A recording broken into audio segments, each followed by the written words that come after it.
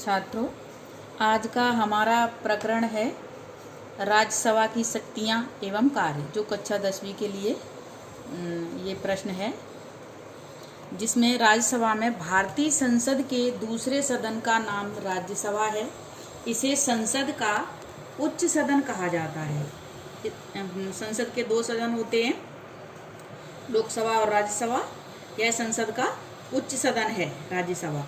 यह स्थायी सदन होता है, इसे विघटित नहीं किया जा सकता। राज्यसभा की अधिकतम संख्या 250 है।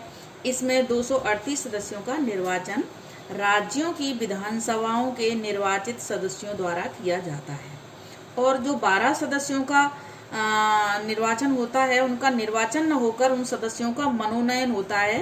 राष्ट्रपति के द्वारा मंत्रिमंडल के परामर्श से उनको मनोनीत किया जाता है। इस प्रकार से राज्यसभा में 250 सदस्य होते हैं।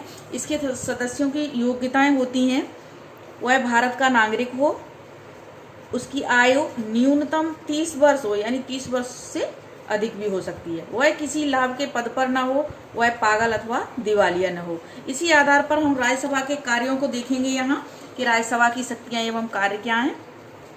पहला कार्य विधायी शक्तियाँ। राज्यसभा को लोकसभा के समान विधि निर्माण की शक्तियाँ प्राप्त हैं। दोनों सदनों को विधि निर्माण की शक्तियाँ प्राप्त हैं, यानी कानून बनाने का जो कार्य है लोकसभा एवं राज्यसभा दोनों को प्राप्त है। नंबर 2 है वित्तीय शक्तियाँ। कोई भी धन विधेयक लोकसभा के उपरांत राज्यसभा में विचार के लिए जाता है, भेजा जाता है, जहाँ उसे 14 दिन के भीतर पारित करना होता है, यानी वित्त विधेयक पर उसको हस्ताक्षर करने रहते हैं। कार्यपालिका पर नियंत्रण रखने का कार्य भी राज्यसभा के सदस्य प्रश्न पूछकर मंत्रिमंडल पर नियंत्रण रखते हैं। राज्यसभा के सदस्यों को भी लोकसभा के सदस्यों के समान राष्ट्रपति, उपराष्ट्रपति के चुनाव में भाग लेने का अधिकार प्राप्त है।